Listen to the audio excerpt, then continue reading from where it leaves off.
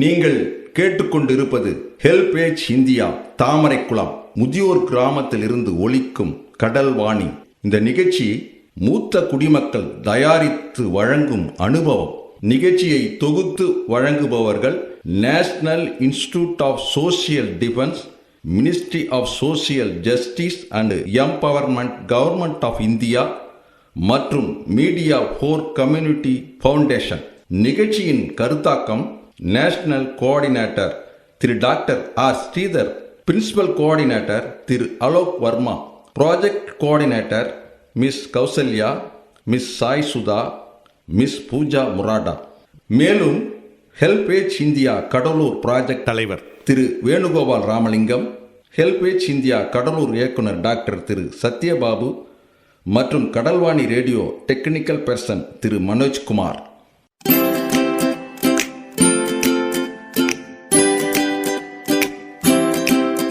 தந்தர்த்தம் என்று சொல்லியே வெள்ளினில் பாட, ஆமா வெள்ளினில் பாட வந்துடுச்சு கடல்வாணியே, வந்துருச்சு கடல்வாணியே.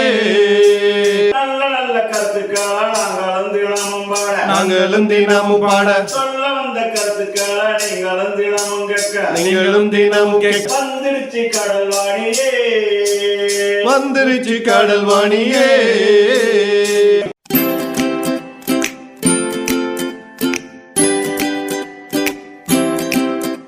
அனைவருக்கும் வணக்கம். வணக்கம்.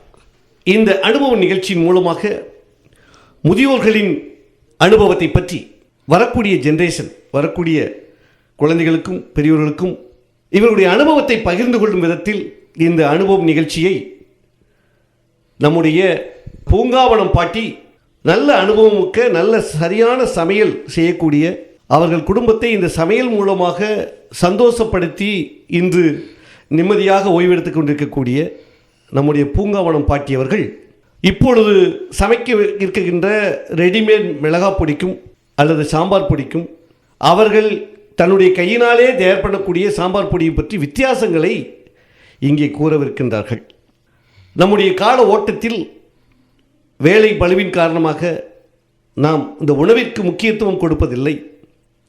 அப்பொழுது உணவிற்கு முக்கியத்துவம் கொடுத்து, அந்த ருசிக்கு முக்கியத்துவம் கொடுத்து, பாட்டியோட சமையல், மாமியோட சமையல், அத்தையோட சமையல், அம்மாவோட சமையல் என்று ருசித்து சாப்பிட்ட உலகம் போய் இன்று ஓடி அவசரத்தில் சாப்பிட்டு கொண்டிருக்கக்கூடிய நிலையில் நம்முடைய பூங்காவனம் பாட்டி இன்று அவர்களுடைய அனுபவத்தை, சாம்பார் பொடி எப்படி தயார் பண்ணுவது என்பதை பற்றி நம்முடைய அனுபவ நிகழ்ச்சி மூலமாக ரசிகர்களுக்கு கூற வேண்டியிருக்கிறார்கள். அவர்களை உங்கள் சார்பாக வருக வருக என்று வரவேற்கின்றேன். அம்மா, அப்போ வச்சு சாம்பார் பொடிக்கும் இப்போ நம்ம சமைக்கிற சாம்பார் பொடிக்கும் என்ன வித்தியாசம்னு சொல்லிவிடுங்க. அதுக்கப்புறம் நான் சாம்பார் பொடி எப்படி தயார் பண்ணுறதுன்னு போகலாம்.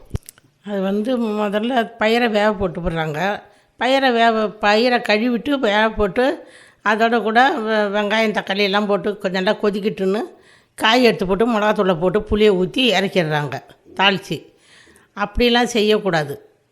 நிகழ்ச்சியை தொடர்ந்து கேட்பதற்கு முன் மூத்த குடிமக்கள், அதாவது சீனியர் சிட்டிசனின் உதவிக்கான டோல் ஃப்ரீ ஹெல்ப்லைன் எண்ணை நோட் பண்ணிக்கோங்க. 145667.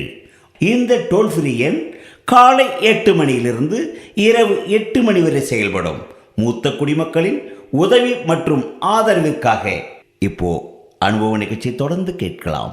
சாம்பார் பொடின்றது கடலப்பருப்பு, காஞ்ச மிளகா, மிளகு, ஜீரகம், துவரம்பருப்பு, பெருங்காயம், கொம்பு மஞ்சள் இத்தனையும் நல்லா காய வச்சு அரைக்கணும்.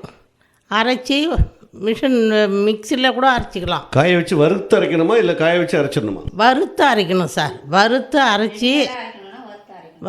அரைச்சி அதை சாம்பார் பயிரை போட்டு நல்லா வேகட்டுன்னு அதோட கூட நல்லா வெந்த பிறகு காய் எடுத்து போட்டு நல்லா வதக்கி அதில் கொட்டி, பயிரை கடைஞ்சி அதில் கொட்டிட்டு எண்ணெயை ஊற்றி கடுகு போட்டு பெருங்காயத்தூளை போட்டு நல்லா வதங்கிட்டு வெங்காயம் தக்காளி போட்டு வதக்கிட்டு சாம்பார் எடுத்து ஊற்றணும்.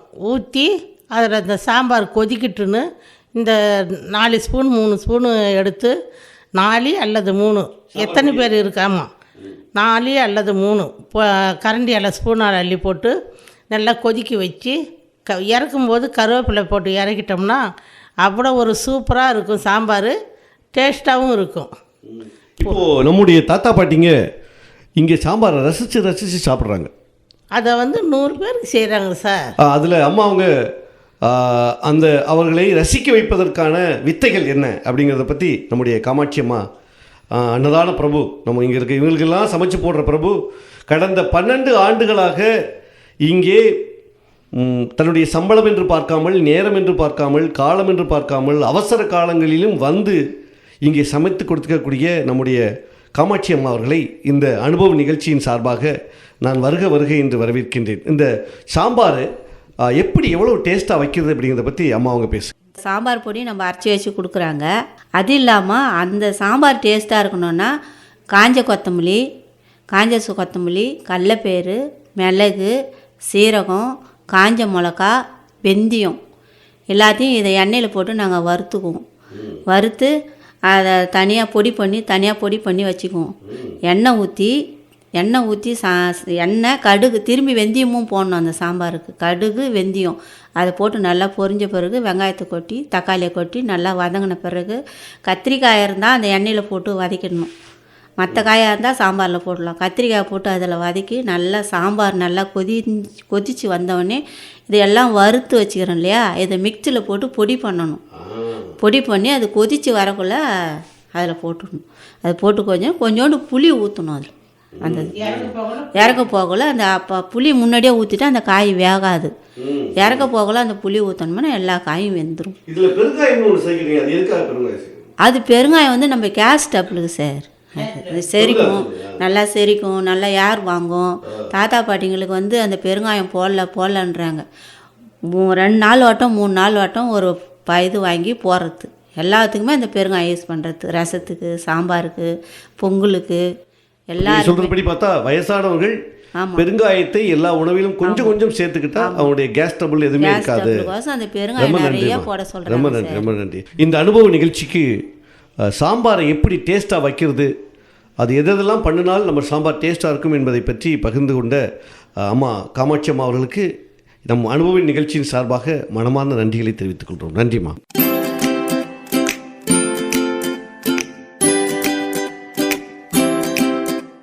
நேயர்களே, இந்த அனுபவ நிகழ்ச்சி இத்துடன் நிறைவு பெறுகிறது. உங்களிடமிருந்து விடைபெறுவதற்கு முன் மூத்த குடிமக்களின், அதாவது சீனியர் சிட்டிசனின் உதவிக்கான டோல் ஃப்ரீ ஹெல்ப்லைன் எண்ணை உங்களுக்கு ஞாபகப்படுத்துகின்றேன். 145667. இந்த டோல் ஃப்ரீ எண் காலை 8 மணியிலிருந்து இரவு 8 மணி வரை செயல்படும். மீண்டும் அடுத்த அனுபவ நிகழ்ச்சியில் சந்திப்போம். நன்றி, வணக்கம்.